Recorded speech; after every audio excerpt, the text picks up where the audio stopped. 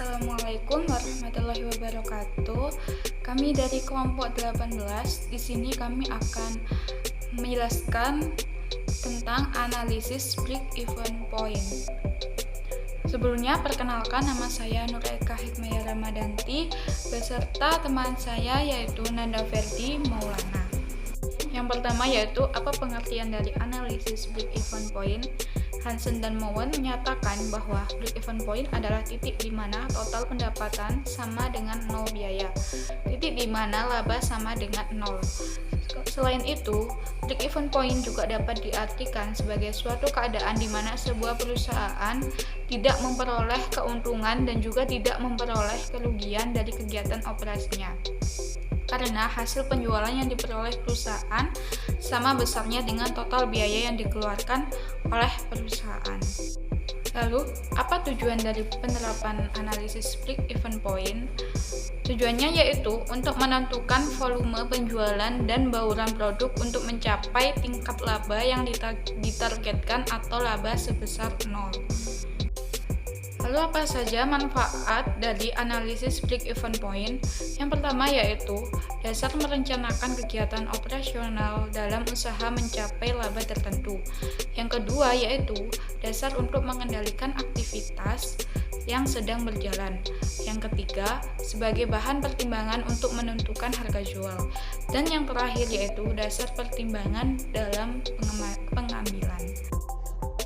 Assalamualaikum warahmatullahi wabarakatuh. Di sini saya Nanda Ferdi Maulana dari kelompok 18 akan melanjutkan presentasi analisis break-even point dari Mbak Reka. Yang pertama yaitu penerapan break-even point. Break-even point adalah salah satu istilah yang mungkin tak asing dalam bidang ekonomi. Break-even point adalah analisis yang digunakan untuk mengetahui pendapatan dan pengeluaran awal dalam ekonomi.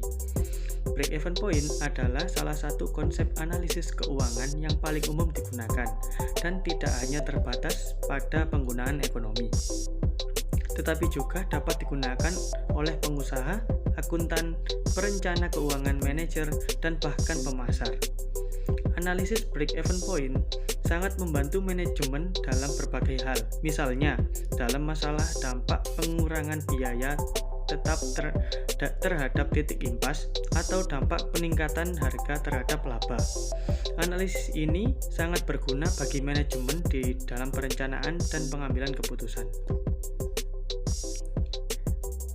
Analisis biaya terus ditinjau semua biaya tetap untuk melihat apakah ada yang bisa diimprovisasi. Tinjau juga biaya variabel untuk melihat apakah ada biaya yang dapat dihilangkan, karena hal itu akan meningkatkan margin dan mengurangi break-even point. Yang kedua, analisis margin. Perhatikan dan dengan seksama margin produk dan dorong penjualan produk dengan margin tertinggi.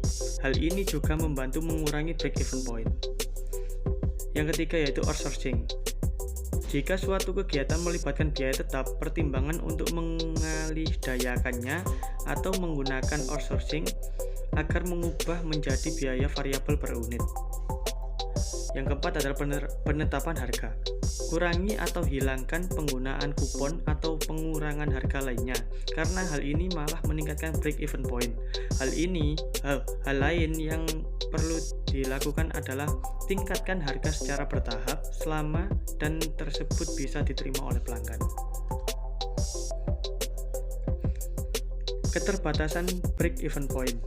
Kelemahan dari analisa break-even point yang lain adalah bahwa hanya ada satu macam barang yang diproduksi atau dijual. Jika lebih dari satu macam, maka kombinasi dan komposisi penjualannya atau sales mix akan tetap konstan. Jika dilihat di zaman sekarang, bahwa perusahaan untuk meningkatkan daya saingnya, mereka menciptakan banyak produk, jadi hal ini sangat sulit.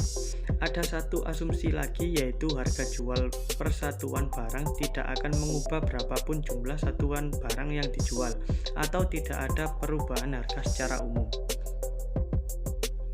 Kelemahan break-even point. Yang pertama yaitu membutuhkan banyak asumsi, yang kedua bersifat statis, yang ketiga tidak digunakan untuk mengambil keputusan akhir, yang keempat tidak menyediakan pengujian aliran kas yang baik, dan yang kelima kurang mempertimbangkan resiko-resiko dalam masa penjualan.